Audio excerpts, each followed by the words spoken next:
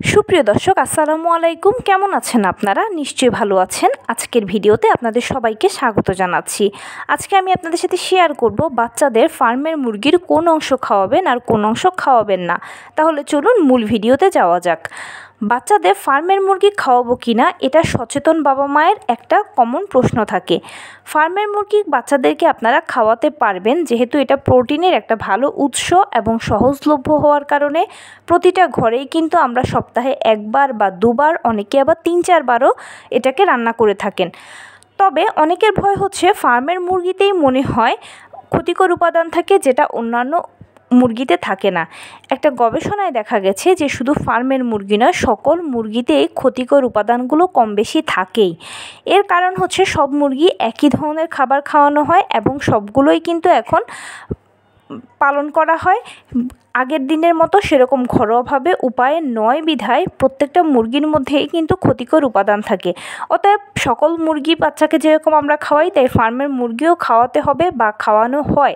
তবে বাচ্চাদের জন্য সবচেয়ে ভালো হয় কি, যদি আমরা দেশি মুরগি, দেশি বাচ্চা মুরগি, দেশি মুরগির ডিম এগুলো খাওয়াতে পারি তাহলে সবচেয়ে ভালো হয়।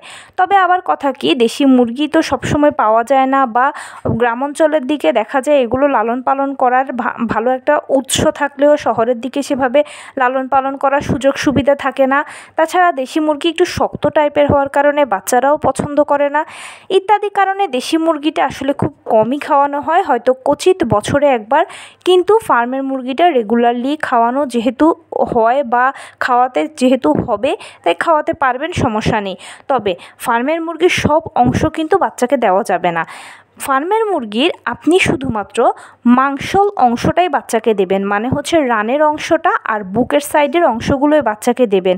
কলিজা, ঘিলা, হাড় এই জিনিসগুলো কখনোই বাচ্চাকে দেবেন না। কারণ কি, ডাক্তাররা নিষেধ করেন যে ফার্মের মুরগি শুধু মাংসটুকুই খেতে, যেহেতু এটা প্রোটিনের উৎস।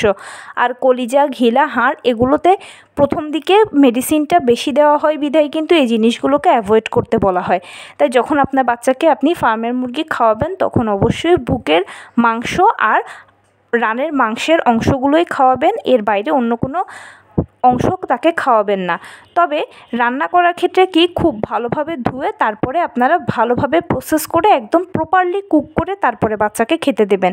ভালোভাবে রান্না করলে 100% রান্না হলে দেখা যায় যে অনেক জীবাণু ধ্বংস হয়ে যায়। একটা কথা কি, সাধারণত আমাদের দেশে এভাবে রান্না করা হয় না, তবুও কেউ যদি আধা সেদ্ধ বা কম সেদ্ধ করে বা অন্যান্য উপায়ে যেমন স্টুর মতো করে বানিয়ে বাচ্চাকে দেন, তাহলেও সেটা অ্যাভয়েড করবেন। একদম যেটাই আপনি বাচ্চাকে করে খাওয়ান না কেন 100% রান্না করে প্রপারলি রান্নাটা করে তারপরে বাচ্চাকে দেবেন।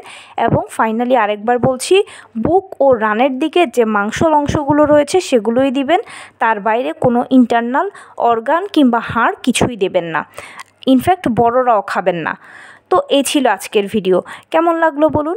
যদি ভালো লেগে থাকে ও হেল্পফুল হয়ে থাকে তাহলে প্লিজ লাইক, কমেন্ট, শেয়ার করতে একদম ভুলবেন না। আর সেই সাথে আমার চ্যানেলটিকে সাবস্ক্রাইব করার বিনীত অনুরোধ রইল। পাশে থাকা বেল আইকনটি ক্লিক করে দেবেন যেন আমি ভিডিও আপলোড করার সাথে সাথে আপনারা নোটিফিকেশান পেয়ে যান। যদি কোনো প্রশ্ন থাকে কমেন্টসে জানাবেন, আমি রিপ্লাই দেব। প্লাস যদি কোনো পরামর্শ থাকে যে কোন বিষয়ের উপরে ভিডিও বানালে আপনারা উপকৃত হবেন সেটাও জানাবেন। আমি আপনাদের পছন্দের সর্বোচ্চ প্রায়োরিটি দেব। ভালো থাকবেন, সুস্থ থাকবেন। আসসালামু আলাইকুম।